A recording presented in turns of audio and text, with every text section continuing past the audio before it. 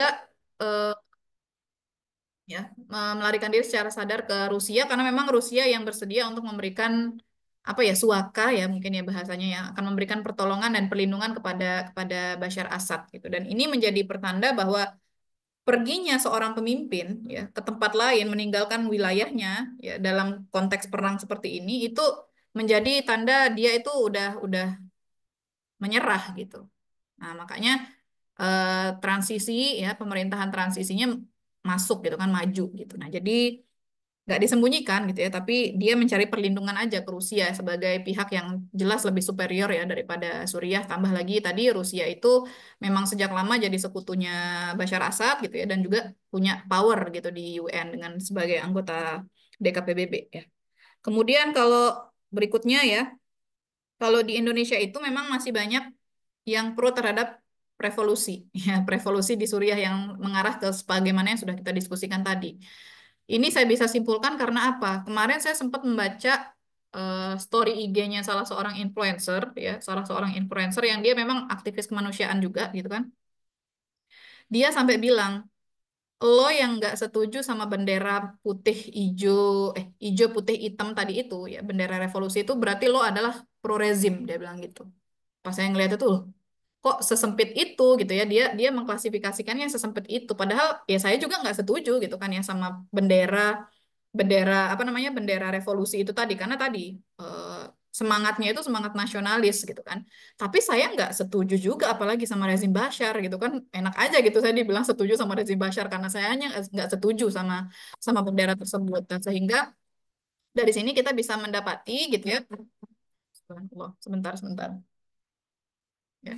Maka dari sini kita bisa mendapati bahwa memang betul ya wacana hari ini di Indonesia khususnya masih banyak yang pro terhadap hal tersebut. Karena berkaca dari pengalaman-pengalaman negeri-negeri Arab yang lain itu yang memang mereka juga masih mengarah ke perubahan atau transisi yang ke arah sana gitu. Ya, sebentar ya, ada yang nyari. Sebentar aja, sebentar.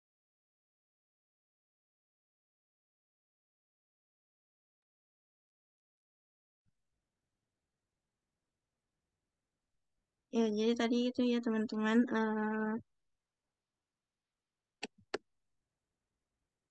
mungkin ada yang sambil menunggu, ada yang mau, oh ya deh, ya, teman. Ya, lanjut ya. Itu jadi betul ya, saya sepakat sama yang disampaikan oleh Bu Lisa bahwa memang PR-nya pengemban dakwah hari ini tuh masih besar banget untuk membentuk opini bahwa masalah revolusi di Syam ya di Timur Tengah khususnya itu jangan sampai kembali ke pola-pola yang sebelumnya, yang balik lagi ke format nasionalis ya, balik lagi ke format yang nasional religius gitu kan. Jadi Islam belum menjadi benar-benar landasan mabdaknya itu atau ideologinya gitu. Nah ini saya sepakat sama Bu Lisa tadi. Jadi memang PR-nya para pengemban dakwah masih besar banget gitu. Itu saya coba jawab dulu aja ya Han ya nanti mungkin kalau ada feedback feedback monggo. Kemudian dari yang Mbak Mutia ya, apakah dari awal ya HTS ini dia nasionalis atau religius gitu kan karena memang semakin ke sini semakin berubah gitu. Jadi ini saya bisa menyimpulkan seperti ini karena memang Al-Julani sendiri ya yang mengakui bahwa saya itu sudah berubah.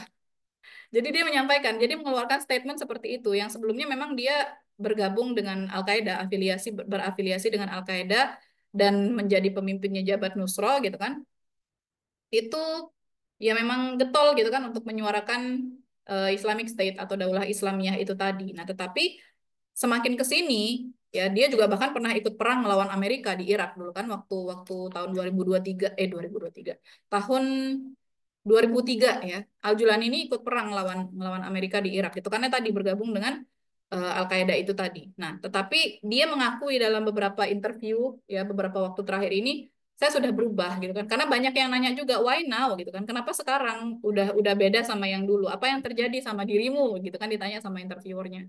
Nah, Al-Julaninya menjawab menjawab seperti itu bahwa memang ada perubahan dari diri diri saya pribadi ya terkait pandangan-pandangan politik itu tadi sehingga menyebabkan dia sudah tidak lagi lebih ke hal yang seperti itu dan dia mengakui sekarang dia sudah menjadi lebih moderat. Itu keluar dari statementnya Al-Julani langsung. Nah, jadi awal dulu memang pengen menegakkan itu gitu ya, tetapi semakin ke sini itu berubah ya dan menjadi lebih moderat dan tidak tidak mengakomodasi itu lagi. Itu kalau yang tentang HTS-nya. Dan kemudian yang kedua dari Mbak Mutia tadi, apakah ya mereka itu nggak belajar gitu kan dari apa yang terjadi di wilayah-wilayah yang sebelumnya gitu kan? Apakah mereka tidak mengambil pelajaran dari apa yang sudah terjadi di Maroko, di Tunisia, di Libya dan yang seterusnya tadi, sehingga jatuh lagi ke pola yang sama. Banyak yang belajar deh, banyak yang menyadari hal itu, tetapi ya itu tadi yang namanya revolusi itu memang akhirnya dia bisa ditentukannya itu oleh yang punya kuasa atau yang punya solahiyah ya, punya kewenangan untuk menentukan kelanjutan dari Suriah ini akan seperti apa gitu. Iya, nah. Iya, sama muda dulu ya. Bentar ya. Ya, jadi yang punya solahiyah atau kewenangannya itu ya pemimpin-pemimpin kelompoknya itu tadi. Nah, kalau di bawah, di grassroots-nya, wacana itu kuat gitu kan.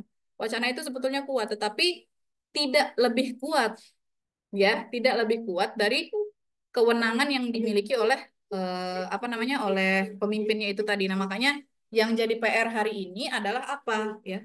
PR untuk kemudian membangun opini ya, membangun opini dan melakukan pergolakan pemikiran itu tadi di tengah-tengah warga ya. Ya, ini khususnya yang di Suriah gitu kan. Tetapi juga kita di Indonesia juga penting ya untuk kemudian menguatkan opini itu tadi supaya eh, kita kaum muslimin khususnya yang ada di Indonesia pun tidak akhirnya kemudian menyepakati revolusi yang ending-endingnya adalah revolusi nasionalis religius itu tadi gitu.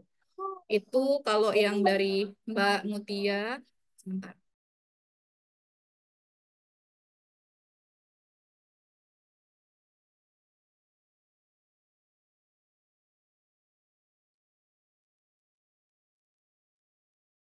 Em,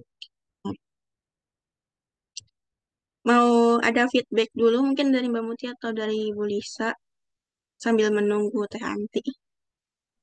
Kalau saya udah sih, Mbak Udah. Jihan. Iya, jazakallah. Oh, oke, oke. Oke, sama. Alhamdulillah, sudah clear. Alhamdulillah. Jazakallah khair. Ya, ya, ya. Saya lanjutkan dari pertanyaan terakhir buat Jihan dulu ya berarti ya, karena udah jam segini juga. Apakah kemudian di sini ada kaitannya ya dengan populis otoritarianisme ya yang kemudian dipakai oleh penguasa-penguasa hari ini untuk mengubah citra mereka gitu ya, mengubah citra yang pro Palestina gitu kan, atau kalau dalam konteksnya Suriah, citra yang lebih pro rakyat Suriah gitu ya. Ya maka saya bisa bilang sangat bisa juga gitu ya, sangat bisa juga ini menjadi bagian dari agenda tersebut gitu ya, di mana memang bagi negara hegemon ya itu mereka penting untuk bisa memenangkan hati dan juga hati dan pikirannya masyarakat itu bisa ya. Dan salah satunya ya dengan mereka mendukung transisi yang terjadi di Suriah ini seperti apa. Tetapi tentu mendukung itu ya kita bisa lihat gitu ya, jangan sampai kemudian dukungan yang diberikan oleh Barat itu kita telan mentah-mentah ya. Kita telan mentah-mentah, kita jadikan sebagai satu-satunya landasan untuk kemudian menyepakati apa yang mereka lakukan juga terhadap kaum muslimin ya, dan kita juga menutup mata, akhirnya menutup mata dari apa yang sudah mereka lakukan gitu ya, kezoliman, dan mereka zolim banget lah sebetulnya gitu kan ya, dengan mendanai, memberikan dana, membantu secara militer, secara internasional gitu kan. Enggak, kalau yang ini konteksnya di Palestina gitu, ini Barat tuh seperti itu pada hakikatnya, wajahnya itu kayak gitu loh gitu. Kita jangan sampai lupa sama wajah aslinya Barat yang seperti itu. Dalam konteks Suriah ini hanya masalah kepentingan politisnya mereka aja gitu loh. Bukan mereka itu pure benar-benar membela kepentingannya rakyat Suriah. Ya, karena posisinya di sini Barat ya, khususnya Amerika tadi adalah hegemon. Ya, mereka itu adalah kekuatan hegemoni yang mereka pasti akan berusaha melakukan apapun yang mereka bisa lakukan untuk mempertahankan hegemoni dan kekuasaannya di wilayah Timur Tengah khususnya. Gitu. Jadi termasuk banget ya dalam populis otoritarianisme itu tadi, ya. Itu mungkin sedikit tanggapan.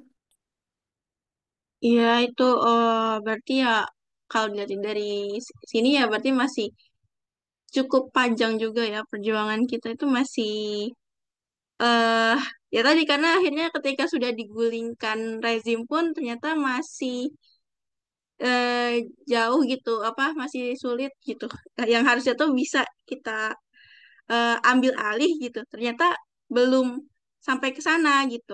Ternyata masih yang ya tadi mungkin ya, yang akhirnya eh, perlu kita ini lagi gitu.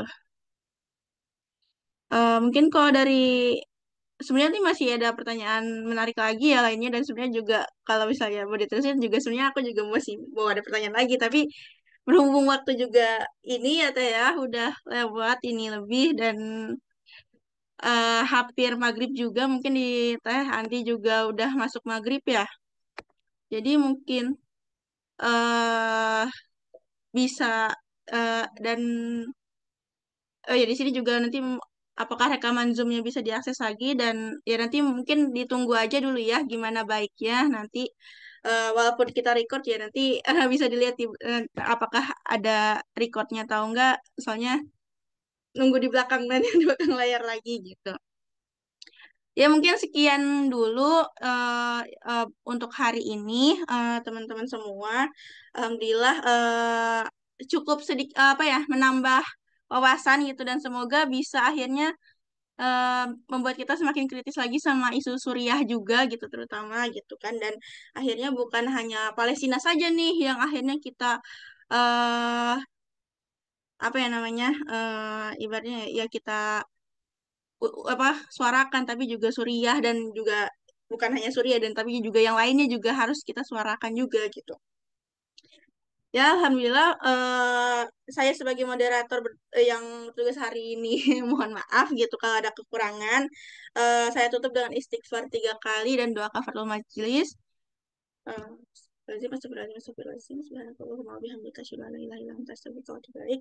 Kurang lebihnya mohon maaf. Wassalamualaikum warahmatullahi wabarakatuh. Jazakillah khairan Teh Hanti dan teman-teman semua jazakumullahu khair. Iya, Bung Semua Ajma. khair kakak. Mohon maaf lahir batin. Baik. Sampai jumpa lagi. Iya, Izin live ya. Sampai jumpa lagi di bisik-bisik selanjutnya, insya Allah. amin. Insya Allah. Insyaallah. Izin live ya kak. Ya, Iya. Oh, Kak, halo. boleh tanya nggak, apakah ada menerima pertanyaan di balik layar gitu, mungkin kayak ngechat atau gimana? Terima banget, Oh, boleh. silakan, silakan Ah, banget ini. iya, Boleh jazakallah banget, boleh khair, banget. izinlah. Assalamualaikum. Ya, Waalaikumsalam warahmatullahi. Masya Allah. Akhirnya bisik ada lagi. Pecah telur, akhir tahun. Ini jadi Teh Hanti yang nge-record. Tadi aku Iya keluar. kan? Mana aku Iya, yang? iya. Saya. Oh iya, ding. Agak.